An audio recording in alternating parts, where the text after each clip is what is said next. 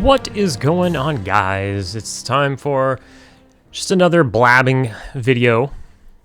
I do these every once in a while, and I thought it'd be time to do another like just chatting video or whatever. I'll throw some B-roll of, I don't know, probably like some rating footage, some random rating footage in there, and just sit here and talk about some stuff. I'm gonna do my best to stay on track, but I am no good at that.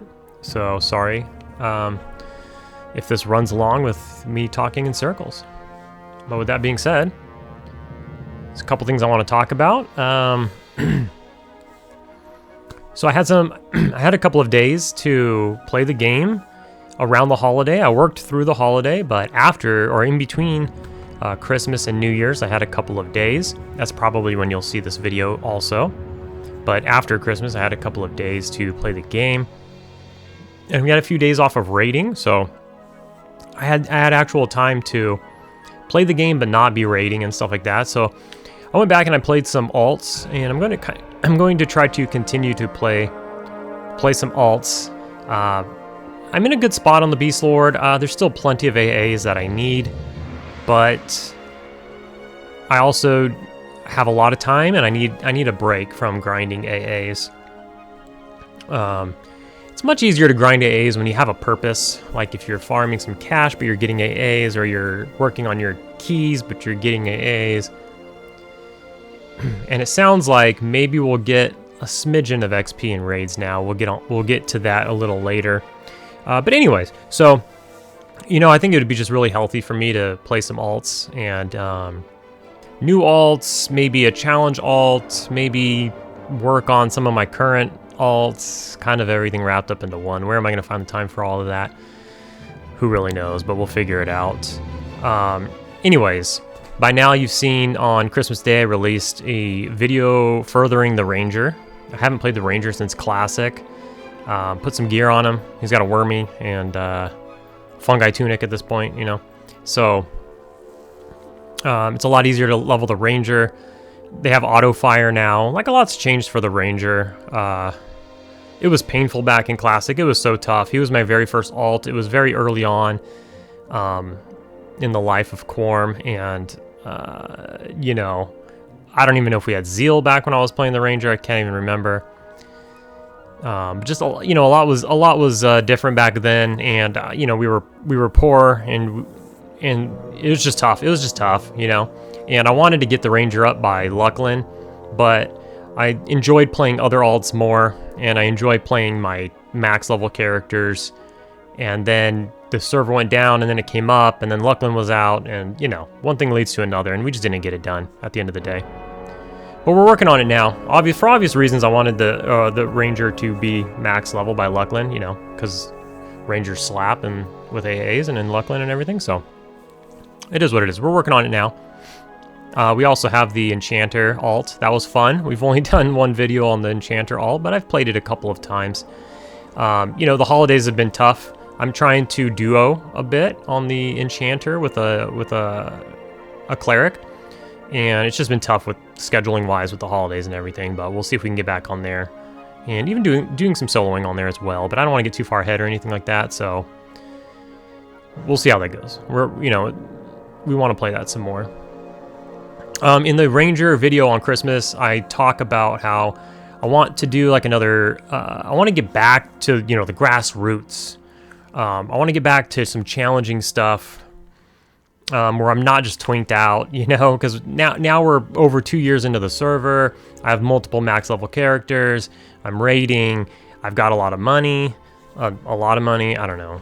I've got enough money to buy whatever, pretty much, and I've accumulated wealth within items, just items that you don't plan on selling. You're just going to keep them on your account. You can pass them around from character to character like a fungi, so on and so forth.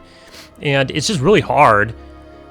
It's really hard to struggle when you have all of that, right? You have to not move it over. You have to not give your character. Luckily, Quarm protects you from yourself in the sense that you can just go to the Priest of Discord and you can flag so that you cannot do any of that. And that's what I need. I need some structure in my life, you know what I mean? So I like that, you know, and I know a lot of people like to do the honor system and just be like, well, just don't do it, and blah, blah, blah, blah, blah, da, da, da, da, da. You can't do that. You just can't do that. And when I say you can't do that, I mean like 99% of people can't do that. Some people can do it. I did it with WoW back before hardcore was a thing. I would do hardcore WoW, and if I died, I would delete my character, no questions asked. But it's hard. It's hard to do that. And for WoW at the time, that's the only thing that would excite me anyway. So if I died, I just didn't want to play the game anymore. Regularly, you know, WoW is boring to me now, so then yeah, so I'm a strict flagger if flagging is a thing. You got to flag. And I understand the caveats for like why you might not want to and stuff like that, but I need it. I need the structure. So there's multiple flags. This is some stuff that I talk about in the Ranger video, so I'm recapping some stuff. But I continue talking about this in the next Ranger video. I have another Ranger video that I have not released as of the time you're probably watching this. If you're watching this when it's the latest video, at least. And so I'm kind of going to be recapping some stuff that you haven't heard yet, so it's a little redundant there. But what I do say in that video is I want to talk about this in another video, but I kind of talk a little bit about it anyways. So I want to further expand on that here. But it's just out of order because I'm going to be saying that when this video already came out.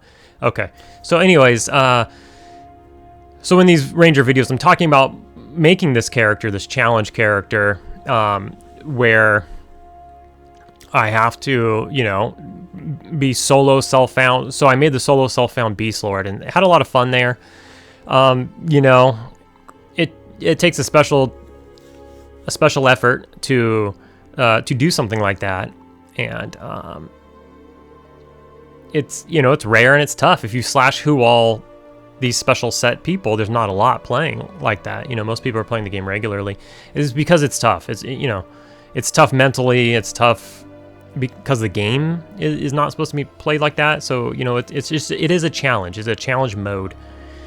And so after I died on the Beast Lord, I needed time off. Now I've been playing just completely spoiled, you know, which takes away from the allure of EverQuest. You know, you play EverQuest not only for nostalgia and all of these things, but you have nostalgia because of the difficult times, the unforgiving times, the punishing times back in the day. And, you know, most of us are here for that. And, you know, leading into like Monsters and Memories, they're trying to make a game that'll create those nostalgic feelings again. You know, it's a different game, but it can still create those feelings. Obviously not on day one, even though it kind of does. Isn't that weird? But we're getting nostalgia for EverQuest by playing Monsters and Memories. But Monsters and Memories wants to create its own nostalgia, but that can't happen until time passes. That's what some people just fail to understand, is like, you got to play the game, you got to struggle, and then 10 years from now, when you're looking back on Monsters and Memories, you're going to be like, wow, those were great monsters and memories, you know? So, anyways. So, I talk about, in these videos, I talk about making polls to kind of like get some encouragement, or like some confirmation bias, or just some ideas from the community. Like, I'll make some polls. Ultimately, the decision is mine on what I'm going to play, but I would like to hear from you guys on what you're going to say and all that. One thing led to another. I ended up having a lot of playtime. The holidays were here, blah, blah, blah, blah, blah. And I was jonesing for it, and I just made a character already. So in the Ranger video, I talked about making polls. In the second Ranger video that you haven't seen yet, I continue to talk about making polls and stuff. We're scratching the polls. They're not happening. I've already created a character. I've already started playing. I've already started recording. So scratch the polls. In the next video, or for the Ranger, you're going to hear me talking about him. My bad. No polls. It's already begun. So I'll just leave it at that.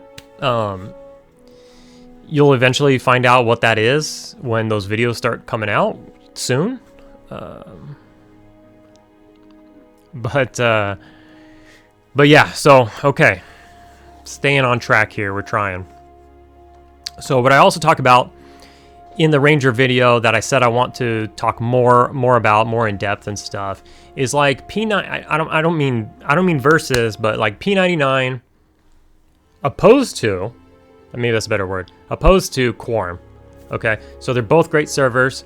They're both classic-esque servers, depending on what you're looking at. Quarm is obviously more classic, in line with up to planes of power, whereas P99 is the ultimate classic in regards to like the holy trinity of like classic plus the 2 expansions. You got the original 3, and they're both great. They're my favorite. My 2 favorite versions of EverQuest are P99 and Project Quarm.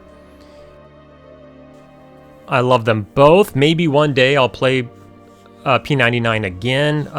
You know, when I started getting hyped for Quarm before Quarm came out, made a couple videos talking about Quarm before it came out and explaining what they're trying to do. I have a ton of nostalgia, and my real life out of the game friends, off the internet friends, we all have a lot of nostalgia for Luclin and PoP. We played an assload during those expansions, and so maybe you don't, maybe a lot of people don't, but we do.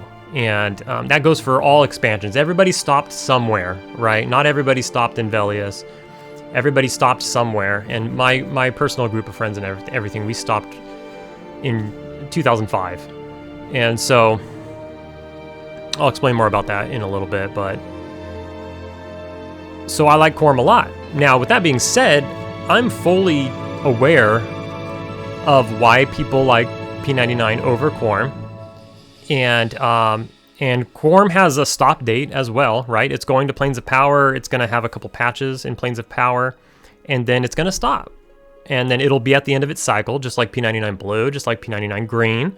And everybody's hoping for a P99 Green, you know, rego. And I have some theories on that as well. Hopefully I don't forget to talk about them because I didn't put those in my notes. I just thought about it now. But, and so you never know. Maybe when Quarm runs its course, PoP comes out, all the patches come out, maybe I reach some of the goals that I have for this server, which I'll also get into. Maybe I will finish my characters that I have that I'm in the middle of leveling on P99, or maybe I'll start new characters on P99 and play both versions of it, because you know, they are different, and we'll just get into that. So, P99 opposed to Quarm. I feel like P99, though, I feel like the servers serve 2 very different things. And it's not absolutes. Whatever I say, I'm not speaking in absolutes, but P99 is really a leveler's paradise, in a sense. A classic leveler's paradise. And I think P99 is primarily for leveling Andes. Now, myself, at heart and deep down, I am a leveling Andy. No matter what the game is that I play, I love to level characters. World of Warcraft, I love to level characters. I love fresh start servers. Back in the day when WoW was, you know, in its first few years, they were constantly coming out with new servers, and I would always jump to a new server comes out next week? Boom, I'm on it. Let's do it. Let's start over from fresh. Let's go. Whenever like private servers would come out, let's go. I'm gonna start on this private server and just level a character. I love economies starting from 0. I love everybody on the same page, and let's level. I love like how populated zones are and all of that. That is my jam. I love it. So deep down, I am a leveling Andy. Do I raid and stuff? Yeah, I raided on WoW. I raid on EQ previously. I'm raiding on EQ now. And yeah, you know, I do like to raid, but I also love, and absolutely deep down love, to level characters. I just like to do it. So I think P99 is mainly for people who want to live that nostalgia and level characters, because at the end of the day, P99 does not have instancing, and they only have open world, and there's only so many raid targets. So a couple reasons for this. One, there's only classic plus 2 expansions, so that's how many raid bosses. There's that finite amount of raid bosses, and then it's even more finite because there's no instancing. There's one zone, and every boss is on a cooldown, and everything is trying to be kept super ultra classic.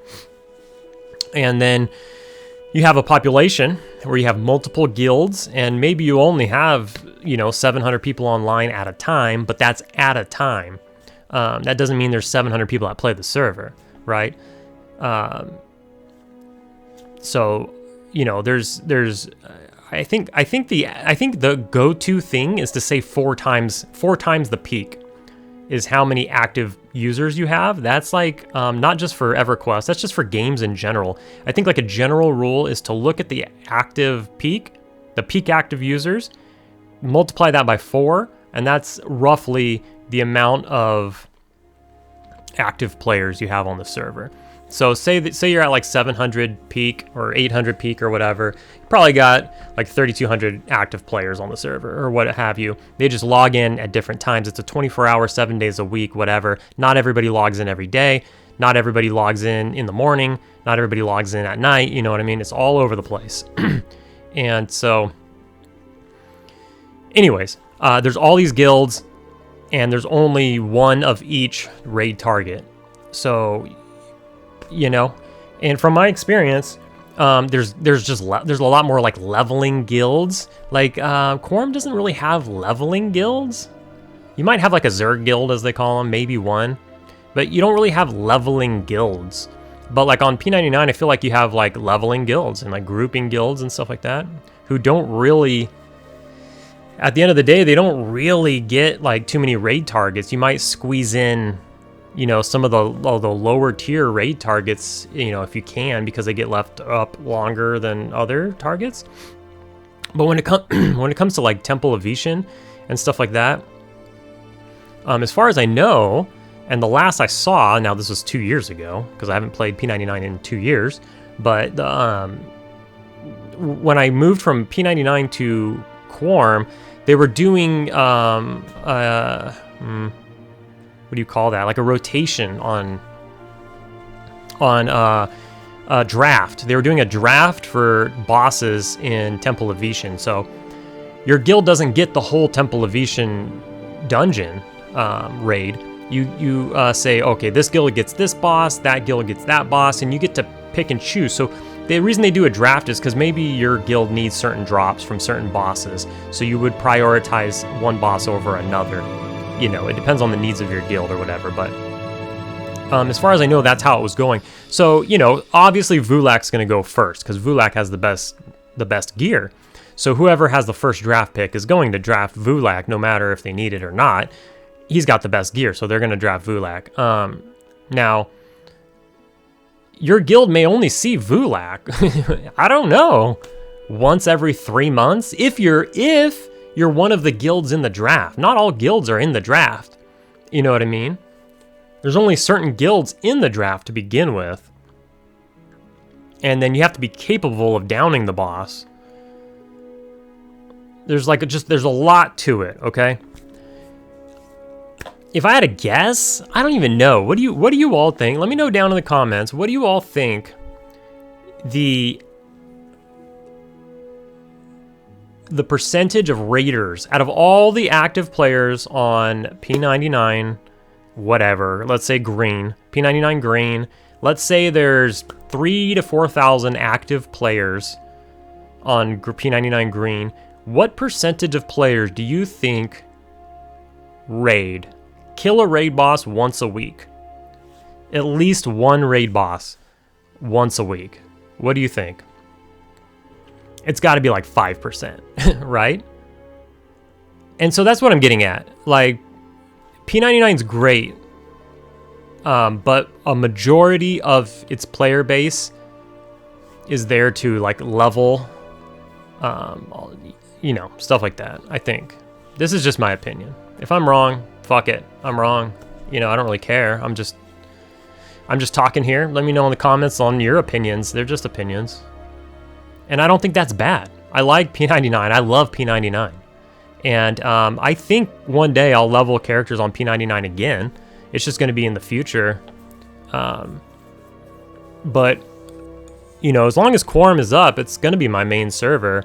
And if I do play on P99, it's just going to be to level a character under the P99 rule set, basically. Under the 3 expansions, up to level 60. No Luclin, no PoP, and no Zeal.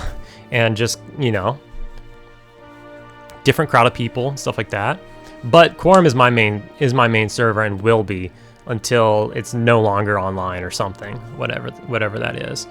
My ultimate goal on Quarm, just to state it, my ultimate goal on Quarm, I think, is to have, I might not return to say P99 until my ultimate goal is achieved, which is years from now. So who knows? You know, I'm just talking. Who knows? But my ultimate goal on Quarm would be to have a level 65, which is currently the max is 60, but when Planes of Power comes out, it's going to bump up to 65. So a max level character of every class, which I think some people already have. I was talking to somebody who only had two classes left that weren't level 60 at least. They're still going to have to get to 65 when PoP comes out. But this individual had every class at level 60 except 2. It was a warrior and something else. I think a paladin or a shadow knight. They were both tanks though, but they were in my group once in Velks, and you know, obviously that was a goal of theirs too. They're just, I don't know. I work a lot. I like to do YouTube videos and stuff. All this takes away from me just fucking grinding. You know what I mean? Like if I never worried about recording stuff, maybe if I worked a little less, you know, I would achieve stuff faster. But I like to do stuff like level a solo self-found hardcore beast lord and then die at level 57, and that's wiped. That's just completely gone. So now I got to level another beast lord because I want a beast lord. You know what I mean? So like I spend a lot of time doing stuff that's not necessarily working on this exact goal, or takes away from my time with this goal. But ultimately, what I would like to do is have a max level 65 of all classes. They don't got to be geared. They don't have to raid. I just want a max level of all the classes. They don't have to have a shitload of AA, nothing like that. Just experience getting one to 65 or max level. And then I do want one character that is like absolute BIS, which is going to be tough. That sounds like, well, the server stops at PoP and then there's no more updating, so eventually you'll get BIS. True. But that doesn't mean it's easy. Because you're always going to be going against other raiders. It takes time to accumulate DKP, and then you're going to be spending, if it is truly absolute BIS, then you're going to be spending a fuckload of DKP on each individual item. Because everybody knows that that's BIS. I will never replace that. So everybody's going to spend a lot on that. So you have to raid a lot to get a lot to then spend that on that, and then you have to rinse and repeat for every item slot. Anyways, I would like to get one character that's ultimate BIS and also maxed AA. You know, so one character like that, and then every character maxed, and then that's like my ultimate goal. At that point, I can then go to sleep or something. But let's see what else. I can't believe we're 23 minutes into the video. I was hoping this was gonna be like a 30-minute video, and I'm on like the first section of my notes. So, just something funny, I guess. P99 is, you know, the classic plus the first 2 expansions, whereas Quarm is going to go to Luclin, obviously, and then Planes of Power afterwards. But there's a lot of changes, and I understand this. With Luclin comes focus effects. Some of them are retconned on some old gear. Mounts, right? Big changes. These are big changes. Focus effects, mounts, graphics overhaul. AAs are introduced. Powerful ass spells. KEI, Ego, Curas, whatever. You know, with the focus effects and the AAs and the powerful spells mixed together, you get 4.5 hour KEI. That changes the fucking server. You know, a newbie can get a 4.5 hour KEI, and then you can travel anywhere in the world. And you have, you know, even if it took you 30 minutes to get somewhere, you still have 4 hours of insane mana regen. That changes the game, you know? You got the Bazaar coming out. Fundamentally, kind of changes the game. Like, there's no more hanging out in EC tunnels. You just set it and forget it, kind of. There is teleporting. People like to bring up the teleporting that comes with the Nexus and stuff. I don't really think that that's a big deal. I don't think that, you know, the teleportation places are pretty far out. There's only 4 of them. Well, that's not true. There's like 6 of them. They're very spread out. And, you know, there's already boats and stuff. Like, boats are going to take, you know, like a 30-minute round trip. These teleportation thingies only go off every 15 minutes. You know, most people just get ports instead. Most people do not wait for the 15-minute timers. They just get ports. And even if you do get the teleport, you're probably farther away from your end goal, right? Like, if you need to go to, I don't know, if you need to go to Butcher Block, or let's say Kaladin. If you need to go to Kaladin and you take the port, you're still going to Hefe, and then you got to run to Butcher Block, and then you got to run to wherever. I mean, so, you know, ultimately, you might just get a port to Butcher Block, and then not wait the 15 minutes, or however long it's going to be. So on and so forth. I just don't think it's that big of a deal. The books in Planes of Power are a massive deal. Massive, massive, massive deal. That absolutely kills porting. But I don't think Luclin really hurts porting too much. Because if you say you wanted to get, say you're in Freeport and you want to get to Otis or whatever the fuck. You want to get to Tox Forest and you're in Freeport. One, you can dial a port or whatever, right? Get there pretty quickly. They come, they pick you up, you meet them in EC real quick, they'll port you over to Tox, and then you're there. Or maybe you're going to Payneal or whatever, you know, one more zone, you're there. If you want to do it utilizing the Nexus or whatever, you're in Freeport, you got to get your ass, 1, you got to run all the way to North Corona, or 2, you got to take the boat from Freeport to Butcher Block Mountains, then run to Hefe, and then you got that one. So which one's faster? I don't know. It depends on where the boat is, probably. Either way, it's going to take you a long time to get to a spire if you're going to do that from there. And then that spire, then you have to wait on the spire. Is it 5 minutes? Is it 15 minutes? I don't know. It depends on when it went off last. Then it gets you to the Nexus. Then once you're at the Nexus, then you got to go find the spire to Tox Forest. And now again, are you waiting on it for 5 minutes? Are you waiting on it for 15 minutes? I don't know. It depends on when it went off last. Either way, you see what I mean?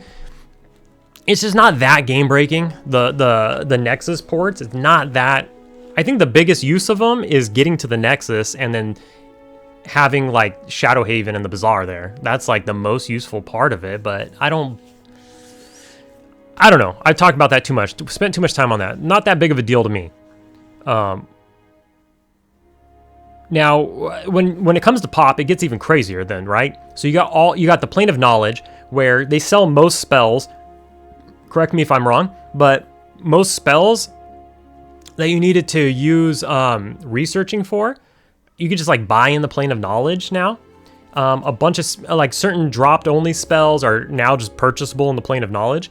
So you got this giant library in the Plane of Knowledge, and you can just go there and buy whatever you want. Everything is consolidated in one spot. You don't need to go here to buy that spell, there to buy that spell. You don't need to travel the world to buy spells everywhere or songs or whatever. You could just go outside of your main gates, click on a book, teleport there, and buy whatever you want. It's got multiple banks. It's got all the trade skill shit.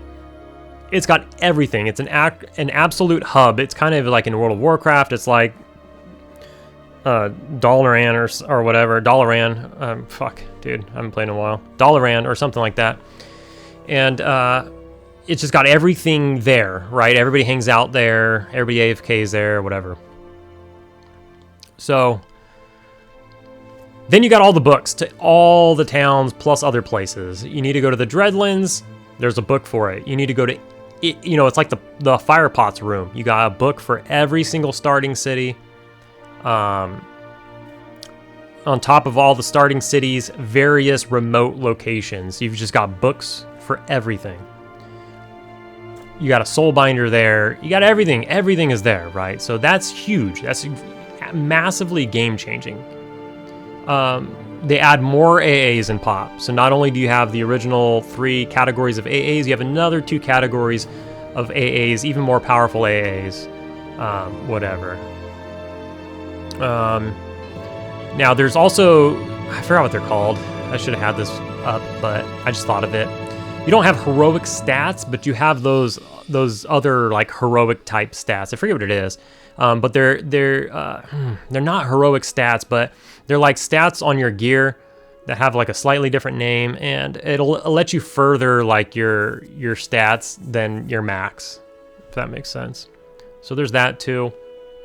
Along with Plane of Knowledge, old world factions are cooked. Like, you know, back in the day, or like if you're an evil race or an evil class, or you worship an evil deity or something, certain NPCs don't like you. They won't sell to you, this, that, and the other thing. You can't go here. They'll kill you. You're KOS, blah, blah, blah. None of that matters anymore. You can just port around wherever you want. You port here, you port there with using the books. You got everything you ever needed in the Plane of Knowledge. You got GMs. You got your spells. Everything you've ever needed. Old world factions mean dick. So these are very, very game changing. So this is, again, kind of relating back to P99 opposed to, I don't want to say versus, P99 versus Quarm. P99 opposed to Quarm. 2 very different games. They started out very similar. You know, the classic experience is pretty fucking similar. The Kunark experience, pretty damn similar. The Velius experience, pretty damn similar, with some caveats. And then now we're into Luclin, so we're really differentiating ourselves from P99. Was it already different? Yes. Don't make me waste another 30 minutes talking about how it was different, but it was as close as it ever was going to be, and it was very, very close. But now we are drastically differentiating ourselves from Quarm, from P99. Quarm is from P99. It's crazy how powerful the fandom of EverQuest really was, right? Because there's this giant group of people who are very hardcore, the original trilogy, the EverQuest trilogy of Classic, Kunark, and Velius, and how they're like, you know, that's it. The game's dead after that. Don't even talk about it. Don't look at it. Don't touch it. This is EverQuest, and anything past this point is dog shit. I mean that in the best way possible. And this is it, right? The crazy thing about that to me is, so starting at Luclin and beyond is dead to them. The little bit crazy thing about that to me is that this is an MMO. It's meant to be played for years and years and years, and everything like that. It's supposed to go on forever. It's EverQuest, right? And yeah, I do admit the game, obviously, I just went over how the game changes. But what's crazy about that to me, it's a little bit of a mindfuck to me, is that Luclin, at this point in the game, it came out in late 2001. So they call P99, right? Because EverQuest came out in 1999. So EverQuest came out in 1999, and Luclin, the point in which EverQuest died in very, very many people's eyes, was in 2001. So the game, from 1999 to 2001, that was it, man. For a lot of people, that was it. You had 2 fucking years, and the game's dead. That's crazy to think about, right? But it holds such nostalgic. It's the best game ever in so many people's eyes. Nothing will ever recreate it. We'll never get those times back. Blah, blah, blah, blah, blah. Cliche stuff here and there, whatever. Which I'm not disagreeing with. I'm not disagreeing with any of that. That's true to me, too. I think that's true. We won't ever get that back. We'll never recreate that. We can try to recreate things similar. But we'll never get that back, right? But isn't that crazy how that was 2 fucking years, dude? 2 years. And then the game was dead. This game is 30 years old. What is it? 26 years old, almost? 26 years old. And only 2 of it meant a shit to, most people, or a lot of people. Crazy. Just a crazy thing to think about, that's all. Just a crazy thing to think about. Anyways, me personally and my friends, like I said earlier, we played until 2005. So to a lot of people, the game died when Luclin came out. Myself and my friends continue to play in Luclin. We continue to play in PoP. We continue to play Legacy of Acacia, which was like a half-ass expansion. It was almost like a big patch. We continued to play in Gates of Discord. Legacy of Acacia was actually pretty big. It came out after PoP, but it added maps. It added shared bank. It added frog locks. It added a few zones. Like a few spells. Yeah. It was like a big patch, you know? And then Lost Dungeons of Norath, right? That came out. We played in Lost Dungeons of Norath. That's what added instancing. So you had, well, Planes of Power technically had the first. Was that the first instance? I think Planes of Power had the very first instance, which was Plane of Time. Plane of Time raid was instanced back in the day. So Planes of Power did have an instanced zone. Anyways, Lost Dungeons of Norath then further expanded upon that and had instanced dungeons like what you see in World of Warcraft, but technically it was before World of Warcraft, I guess. And then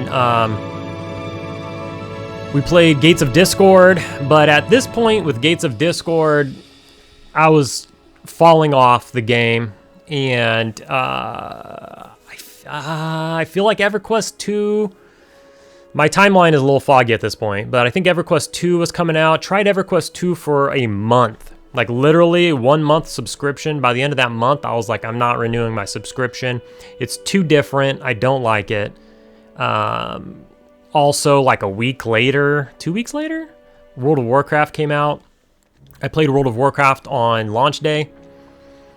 I'm a huge Blizzard shill back in the day. Not anymore, obviously. Nobody is anymore, I don't think. If you are, you're crazy. But obviously Blizzard was fucking godly back in the 90s. Blizzard was an absolute 90s powerhouse. Godly. And then in the very, very, very early 2000s with like Warcraft 3, StarCraft 2 or whatever, godly still. And then Warcraft, right? But then by like, I don't know.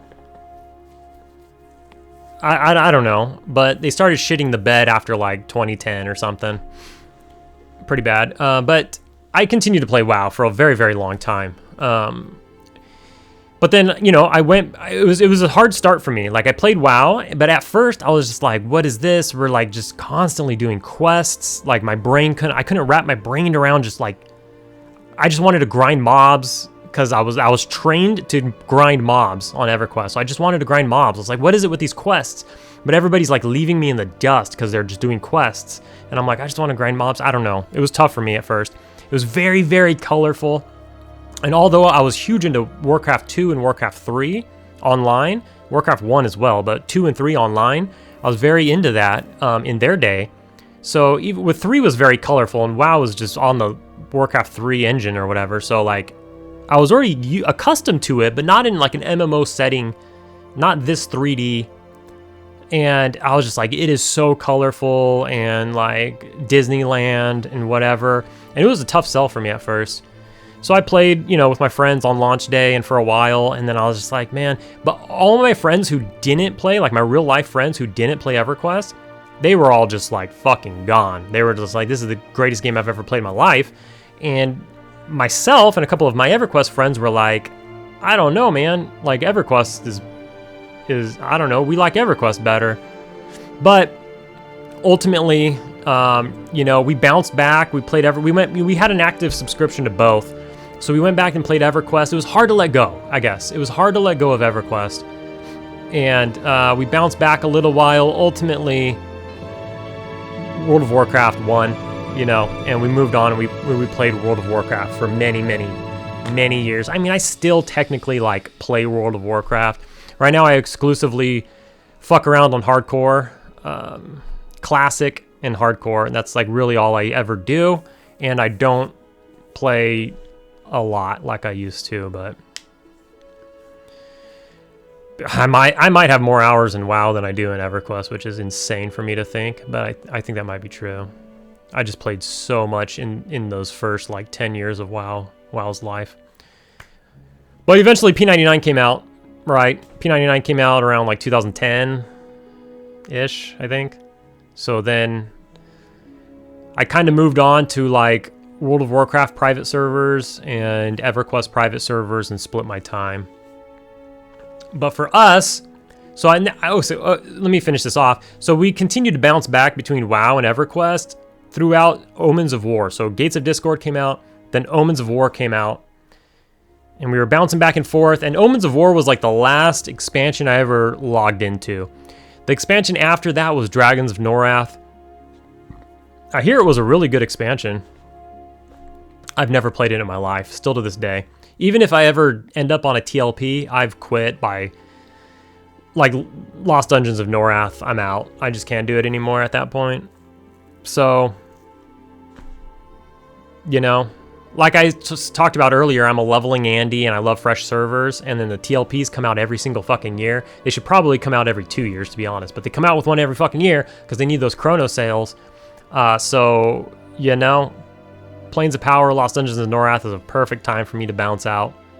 But I don't even play TLPs anymore, so I've only actually ever played like 2 or 3. But I gotta spread those out as well. But there's no reason to now, because we have Quarm. I don't need to play a TLP anymore. The only reason I needed to play a TLP was to go beyond where P99 takes me. Because like I said, for me and my friends, we played up until 2005, probably early 2005, because WoW had already come out. And I just bounced back and forth. 2005 hit, Gates of Omens of War came out, and we were gone. Played EQ2 for like a month. So, I say all of that to say this. Myself and my friends and other people out there, we do have nostalgia for Luclin and I'm out of breath, and Plains of Power, even though those expansions go past where P99 is, and it drastically changes the game, admittedly, we still have nostalgia for that time of EverQuest. And I'm getting my fix now. You know, I've been playing P99 for a long time. I played a TLP just to get my fix here, but that's a TLP, man. It's so different. TLPs are so different. It's not, even though Quarm is a lot different than P99, it's nowhere near as different as a TLP is to P99. You play a TLP that has classic Luclin and Velius versus P99, they're this far a fucking apart. But back when Quarm and P99 were both at Velius, they were only like this far apart. It wasn't that different. But the TLPs are just so different. So yeah, there's room in my heart for both servers. But at the end of the day, I do love me some of this, and I can't wait to experience Plains. I cannot wait for Plains of Power, you guys.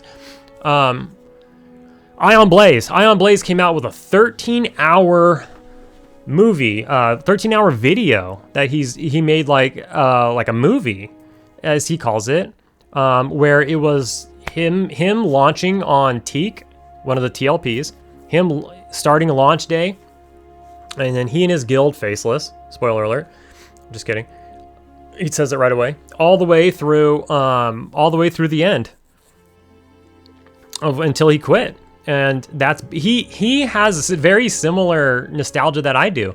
He also believes Plains of Power is a perfect ending point for the game. Let me expand on that a little more, actually, because there is a split with Plains of Power. When Plains of Power ends, and spoiler alert for the story, maybe here, fast forward a little bit if you don't want to know the lore or the story, kind of. I'm not really going to go into detail, but in a nutshell, Plains of Power, when you defeat everything in Plains of Power, you've cleared all the raids, something happens to the world. And in doing so, you, as like the raid, change the world. And this is where EverQuest 2 comes out. So now the timeline has split. So you can either like the gods reset what you've done in EverQuest, and then EverQuest continues on. That's one timeline.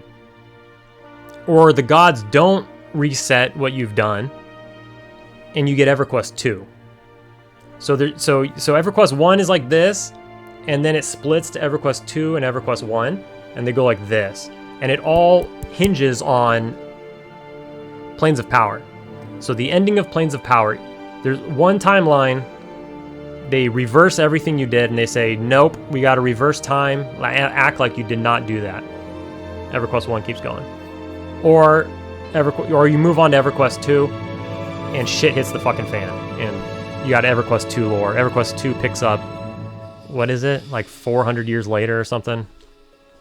Luclin's blown up, like there's no Luclin anymore, it exploded, and whatever. So with that being said, Ion Blaze is right for a lot of us, and that, I guess that's another good point, that for a lot of us, that's a perfect stopping point for the game. The story literally splits into 2 timelines, and for a lot of us, it's like, and for what you're doing in Planes of Power. In Planes of Power, you're going to the planes, the elemental planes. You're fighting the gods themselves. You're fighting the god of war, the god of everything, the god of disease, the fucking so on and so forth. There's so many of them, and you're defeating them, and then ultimately they're conspiring like against you, and you got the plane of time, and then you got to like basically defeat everybody again. And man, like, that's it. Everything you heard about in Classic, everything you heard about in Kunark, everything you heard about in Velius, everything you heard about leading up to Planes of Power culminates to this point. You fucking kill everybody. The movie's over. The game is over, kind of. At least for a lot of us. And that, I don't know. That's like, for myself, for my group of friends, for Ion Blaze by chance, that's the perfect ending point for us. Yeah. This video is so long. We got to get through this shit. Okay. Yeah. So Ion Blaze, 13-hour movie, very good. Go check it out. It is 13 hours, which is quite a bit to get through.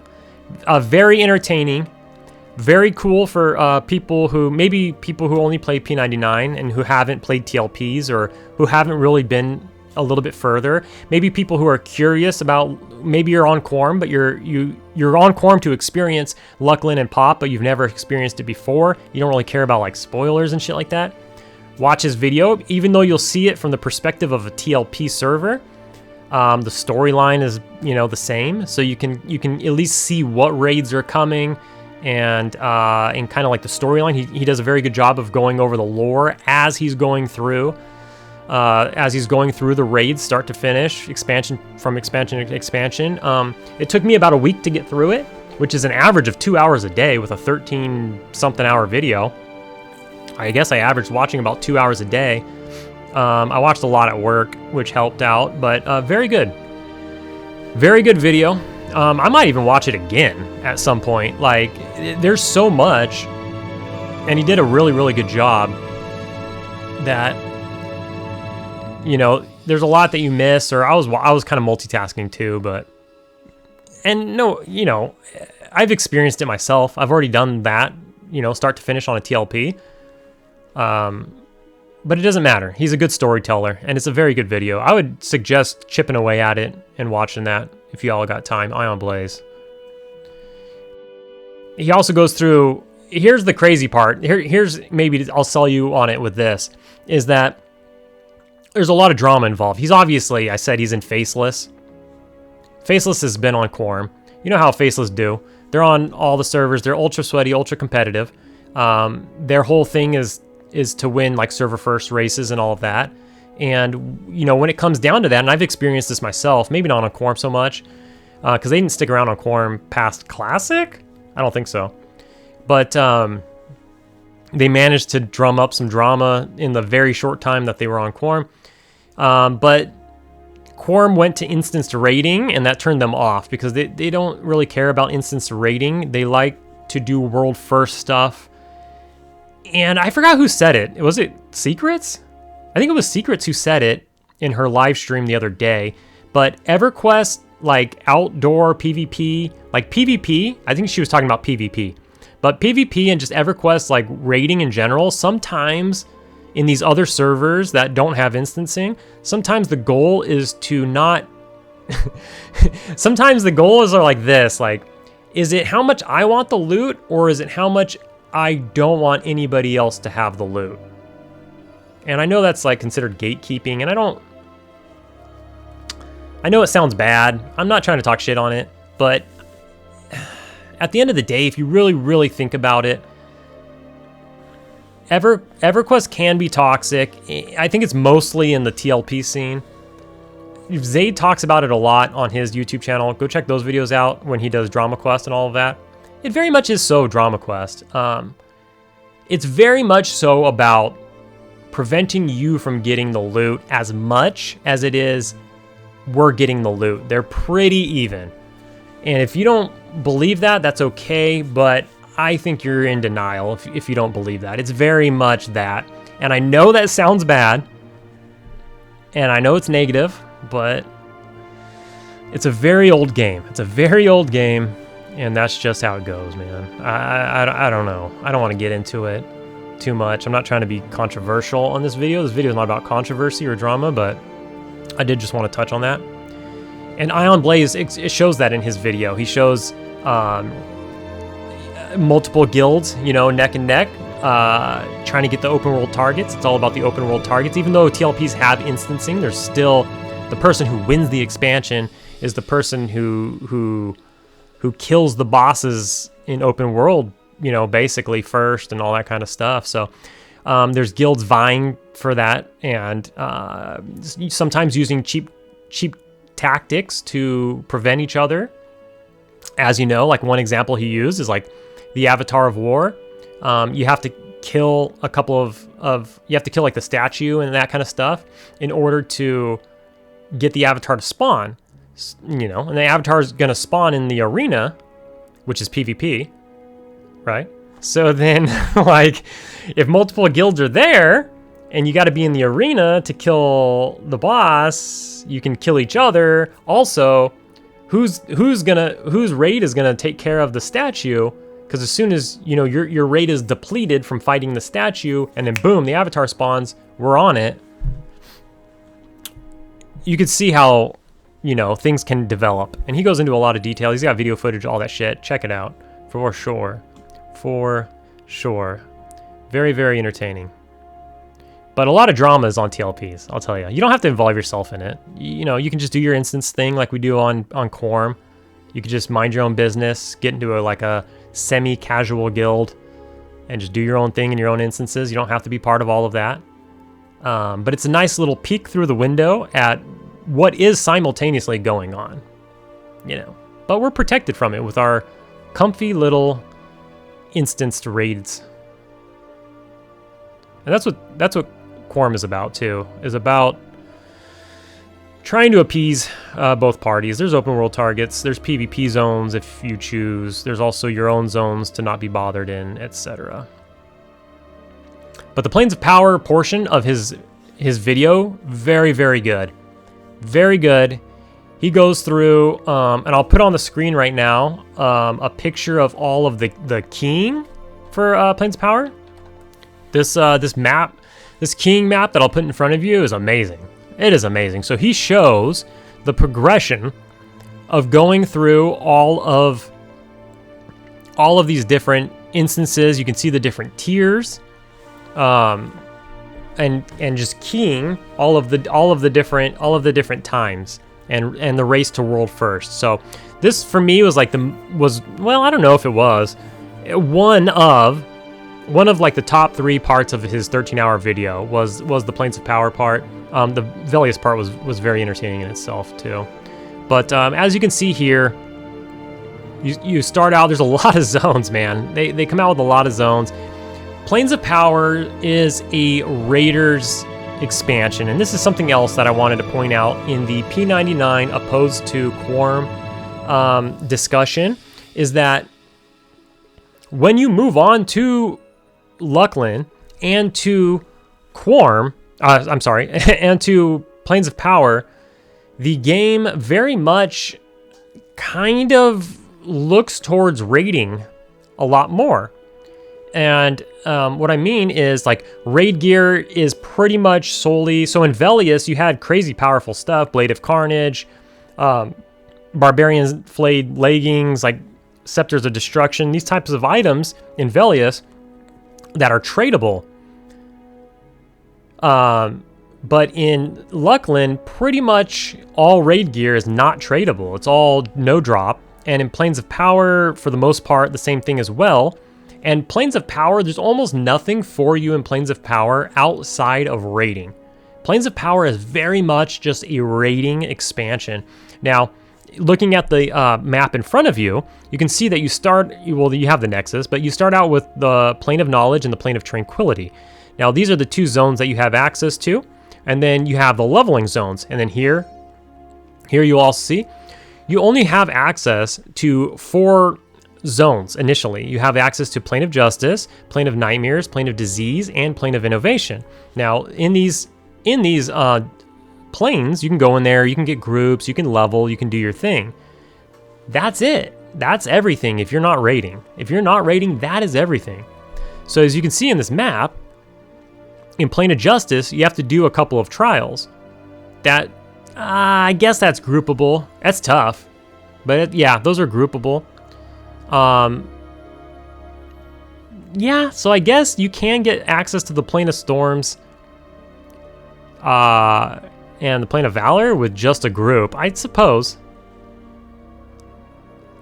you get a little bit of access with just a group. You just have to do some challenging stuff. But as you see here, the Plane of Nightmares, you need to do a quest, and then you need to kill a raid boss to get to Plane of Torment. You need to kill a raid boss in Plane of Valor to get to Halls of Honor. You need to kill a raid boss in... Well, you got to do a quest in Plane of Storms to get to Bastion of Thunder, which I guess you can do that with just a group. That is true. I think... most non-raiders might not do it, but I guess you can do it, though. You can do it. Plane of Disease, you gotta kill Grummus to get to Cryptic Decay, and then in Cryptic Decay you kill Burtox to get to... And then you need Burtox plus Saren, which you already had to kill Terra's Thule to get into Plane of Torment, and then you kill Burtox and Saren from Plane of Torment to get to Tower of Solusek Row. Then you gotta kill Solusek Row to get the Plane of Fire. And then over on this side, the Plane of Innovation, you kill Behemoth. That gets you into the Tactics. In Tactics, you kill the Zek Sons, Valen and Talon. That's also something you have to do to get to the Tower of Solusek Row. You also have to kill Ralisek in there, the Warlord. That'll get you access to the Plane of Water, Air, and Earth. So so you see this, it looks complicated, but it's really not. You go to basically each place and you kill a boss. You go to each zone, you kill a boss. You start getting flagged. You kill a shitload of bosses. And you move from tier to tier to tier to tier. You see in tier 4 is the elemental planes. Now the best AA experience in the game, or on Quarm, I don't know because they fuck with Zem so much, but the best experience usually in Planes of Power is Plane of Fire. Great AA experience. It's really, really good. But here you have the 4 elemental planes, and then after you do all 4 of those, then you get into time. And then time is its own thing. And then you beat the expansion. But as you can see there, it's super raid focused. Not a ton to do if you're not raiding. You truly only have like access to the first 4 zones. And then, like I said, if you do some difficult group content, you can get a couple more zones open, but nowhere near all of the zones. You can probably bring the 4 zones up to like maybe 6 or 7 if you do some difficult group content, but yeah, nowhere near the like 25 zones or however many zones are in that expansion. It's pretty wild. So yeah, watch his video, and he goes through all of that with his guilds and stuff like that. Very cool to see, especially if you haven't experienced it, especially if you're looking forward to experiencing it. I'm already so goddamn looking forward to experiencing PoP, and we're not even at Luclin yet. Luclin raids come out in like a few days.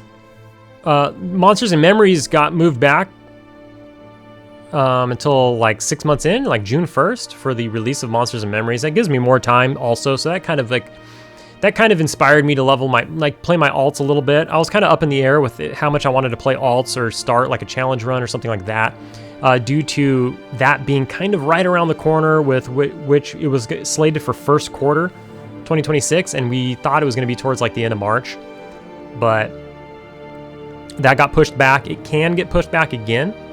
I don't think that's likely. I think they'll actually come out in like June 1st. But that just gives a little more time because I do want to level a character over there and kind of like raid log on Quarm while I level a character over there. So that's something.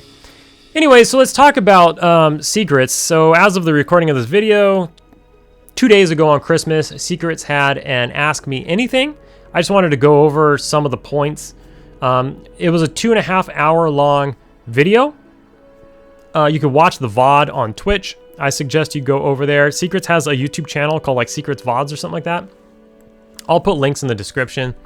But I don't know if she's uploaded it to that channel yet, but you can see it if you go to Twitch and you go to like past VODs or whatever, you can watch it. It's 2.5 hours. So I'm just going to say some of like the main points that I got out of that video. And this is with... it was frequently asked questions. It was Ask Me Anything. There was a channel on the Quarm Discord where she was like, put a bunch of questions and then we'll have a Christmas stream and I'll answer your questions. So these questions were posted from players on Quarm and whoever's in the Discord. I'm not going to necessarily read the questions as much as I'm just going to read some of the answers. So some of the takeaways, I'll say. So Secrets had said that nerfing Enchanter Charm in Vexar is likely going to happen. Vexar's just crazy. It's the best experience in the game right now when it comes to like AAs and stuff. Something that they've been talking about is just nerfing the enchanting of creatures there. So what they're thinking of doing is putting at each camp, putting like 1 or 2 level 46 mobs that are dire charmable, but making the other creatures not charmable. So that's what they're currently looking at as like a fix to just tone it down a bit. They said that they can't really bring down the Zem modifier because it's not really modified. They said that's the base Zem, that the zone is just really good. I don't fully understand that. I feel like you can always change something, but whatever.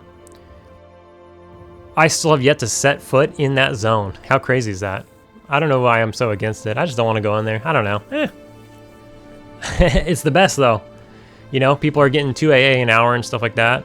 And I guess they're just because it's just crammed full all the time, they're just trying to get people out into the world, into different zones. And so they're just trying to, I guess, nobody was in Luclin for a while. Everybody was in Velcators. So what did they do? They upped all the Zem in Luclin because it was the new expansion and nobody was in it. So now you see a bunch of people over there, especially in the lower zones, I guess. But and so now they're just trying to like reduce a little bit of the traffic in Vexar and maybe just tone it down a notch. And this is what they came up with.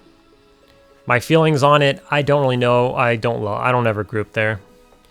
For Vexthal, when Vexthal comes out, the trash respawn is going to be 6 days and 18 hours. They said that their intention is for people to clear the trash. Now, a Vexthal, a proper Vexthal, like full clear, I don't know, dudes. It's like 6 hours or some shit. It's so much shit. Everything has so much life. So it's kind of like TOV, where you don't clear TOV east, west, and north all in one raid typically, right? It's so much shit. So VT is kind of like that. So with the trash not respawning for 6 days and 18 hours, like unlike Temple of Vishan, like Temple of Vishan, my guild clears HOT. Maybe Dozakar doesn't respawn that often, but the rest of the trash respawns, and so we go in there every couple of days and clear out HOT.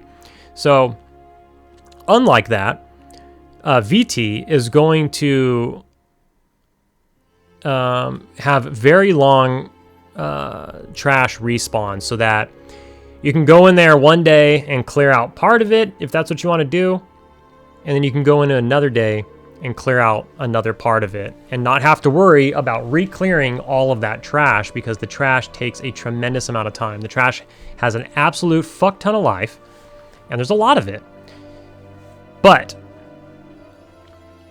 they know that bards can kite the zone, okay? It's kind of like, I don't know what, Tunair or Plane of, well, not so much like, well, like Plane of Fear or like Tunair. A bard can kite a bunch of shit, and then the rest of the raid can get stuff done in the meantime. They know that exists, and they're not stopping it. Another thing is there's coughing. They know that there's like geometry fuck-ups in Vexthal. You can, on the right side, you can get up and on the roof and then walk and then drop down, and there's a bunch of fuckery with geometry in Vexthal. And you can get Koth mages places, and then the Koth mages can, Koth the rest of the guild and stuff like that. They know those exist, and they're not patching it or anything like that. So if you're gonna do it, you're gonna do it. But what they have done is they have re-entered legacy loot into Vexthal. So now when Vexthal came out, there was a bunch of legacy loot. I'm not going to show all of the legacy loot, but I will show one piece of it here. We have the Scythe of Shadows. Now, the reason this is so crazy is because it has a proc on it called Spirit Curse, and it decreases mana by 100 per tick, and stuff like that. Pretty crazy, right? On top of that, just being a really good item. All the items in there are really good.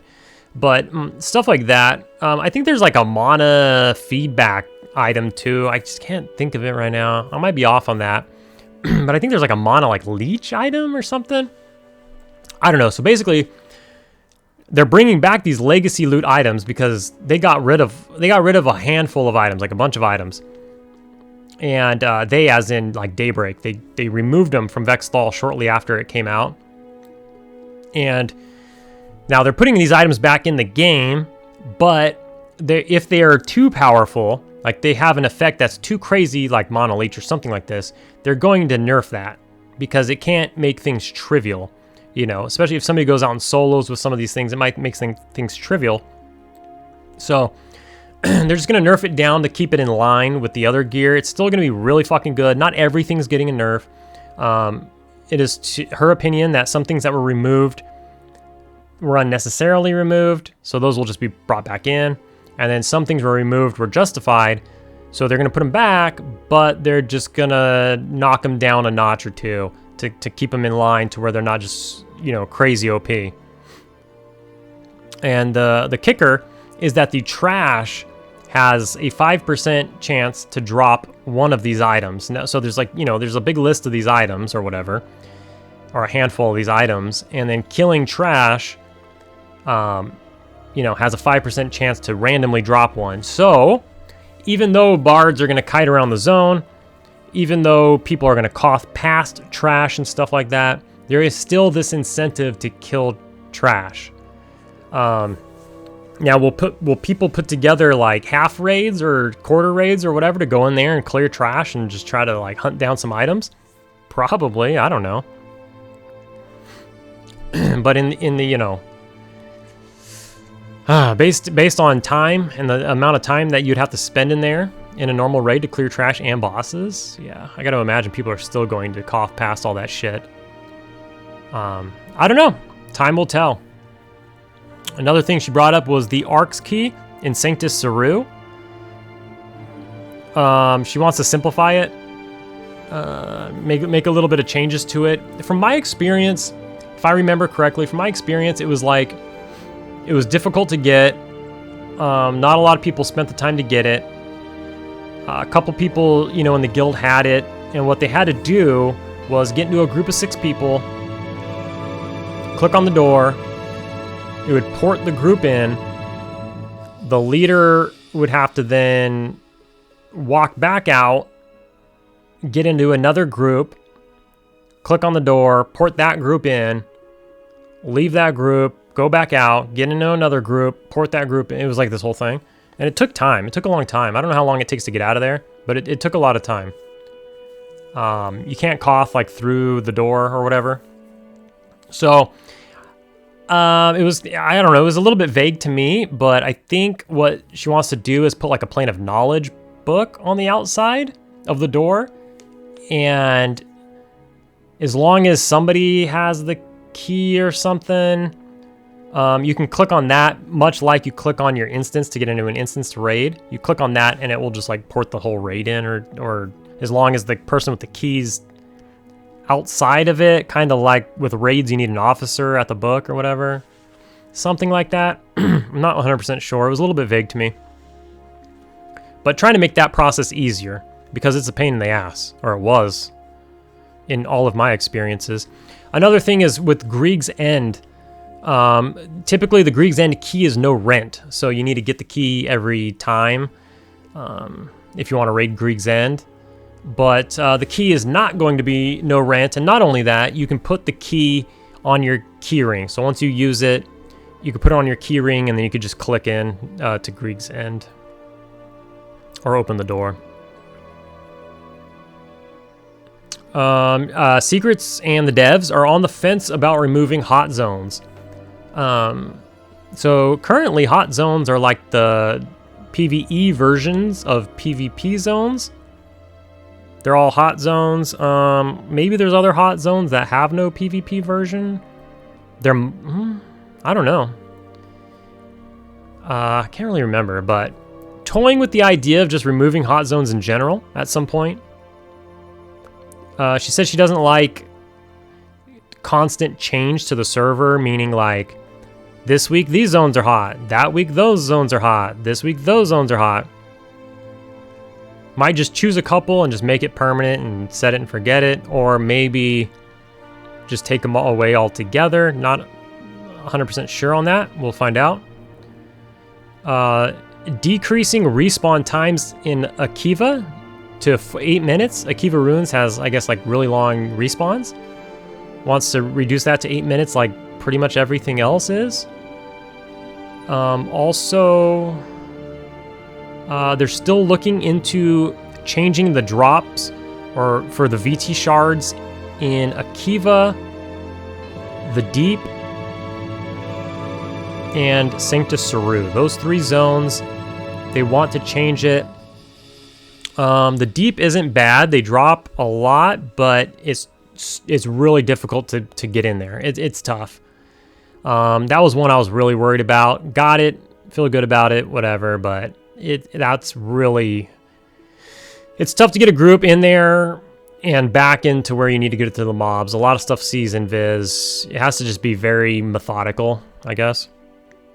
Sanctus Saru, I got my shard there. I soloed it. Well, I soloed it on the Necro. I grouped it on the Beast Lord, or not really grouped. I duo/trioed it on the Beast Lord. But it takes a very long time to drop. Like the drop chance is dog shit. It took forever.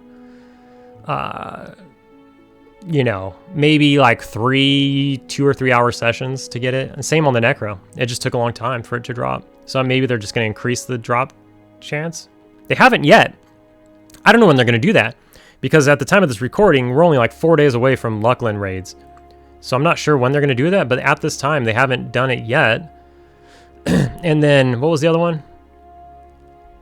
It was the Deep, Sanctus, and Akiva. I don't know about Akiva. Maybe just adding it to more mobs. I think Akiva seems fine. It wasn't bad. It never was. So I'm not sure about that. Not sure what they'll do there. Maybe just add it to more mobs. I don't really know. The thing with Akiva is there's like one... Okay, this is the thing with Akiva. There's one camp. And it only has enough for one group. So you can only do one group at a time. But I feel like it's too little too late. Like, we're a couple days from raids, and, you know, people don't really need to group there anymore. So it's probably going to be pretty open. Or maybe they're trying to hurry it up so people can just do it last minute, you know. That's probably it. This is a big one in TOV. TOV takes a long time, right? Because in order In order to kill Vulak, the biggest and baddest of all loots, in order to kill Vulak, you have to kill the Lord and the Lady dragons. You know, there's like a whole roundabout of dragons. And then you have Lady whatever her name is and Lord V or Vem or whatever their name is, right? Dragon names. You have the Lord and the Lady. Lady something with an N. And in order to do the Vulak event and ultimately Vulak, you have to kill those two. So they're removing that. So ultimately, you could just kind of go in, clear up to Vulak, go and do the Vulak event and Vulak. So I think a lot more guilds will continue to do Vulak now into Luclin. Now, before thinking back about it, you're like, okay, after we do all of the current era raids, all of the Luclin raids, are we really going to have time to go back and do a full NTOV, North Temple of Ishan raid? It's going to take a whole raid day to do a full raid. It's going to take a whole day, raid day. Do we have a spare raid day to go back and do it? Probably a lot of guilds are probably just like, no, maybe we can do it on an off day or something like that. But on off days, not a lot of people show up. Then do you have enough people to do NTOV? Maybe after you get some Luclin gear. Yeah, maybe, probably. But you see what I'm getting at. So then what they're doing so that you can go back and do Vulak still is making it so you can just go and do Vulak. So you can go in there, you can clear all the trash. I mean, it's a lot of trash. Clear all the trash, unless they have a way to skip the trash, I doubt it. Clear all the trash, get up there, do the event. The event takes time too. And then doing Vulak. That's still going to take you, I don't know, an hour and a half maybe. Maybe I'm wrong. It's still going to take time. Maybe after you get some gear and stuff, you'll speed it up a lot faster probably. But initially, it's still going to take you an hour plus to even just do Vulak, I imagine. The Ring War will not see any changes, so no changes to the Ring War. Secret said they look at Ring War more of like an epic quest, which it is, and less like a raid. So she's okay with tweaking raids to be able to skip this or that in a raid in order to get, you know, to the main course of the raid, but not so much in making quests easier or you have to do less steps in a quest. So as you know, the Ring War has, you know, multiple steps, and then, you know, your reward gets better and better and better. And she still wants to hold that true. Now, are people going to go back and continue to do the Ring War quest? Probably less likely at this point, but you know, once you get geared up, you'll need less people to do it. So, you know, that's that. Anything else? Increasing the raid zem. Yeah, okay, so increasing the zem of raid zones or being in a raid zone. So that when you do a full raid night, like right now, if you do a full raid, like a 3-hour raid, say you do the entirety of North Temple of Ishan, since we've been talking about that, you come out and you got like 1% XP, maybe. You know, you have AAs, you got like 1% AA. Like, you don't get shit. Feels bad. Maybe you take a couple deaths, you get a couple reses, 96ers, no big deal. But maybe you come out of the raid, especially if you're a tank. The tanks do end up dying here and there. So if you die and, you know, you lose 3% a raid or something, not a big deal at all. But wouldn't it feel better if you got like 10 or 20% of an AA for a 3-hour raid? You know, is 20% of an AA over the course of 3 hours, is that game breaking? Or being able to just like slowly get a couple percent of XP per raid, is that? Because that's how it's been. I think I remember on TLPs, now obviously this is TLPs, but on TLPs in raids, I think we would get some XP in raids. You're not getting a lot. I don't think you're getting like a full AA, but you're getting, you know, a chunk of AA experience or like just a little smidget of normal experience in a raid. Anything would just make it feel a little better. And so she agreed to that. She said, yeah, They'll boost, I think right now it's like at the Zem or whatever, the multiplier is at like 0.01. That's why it's so bad. She said something about maybe moving it to 0.45. Now 0.01 to 0.45 is a massive jump.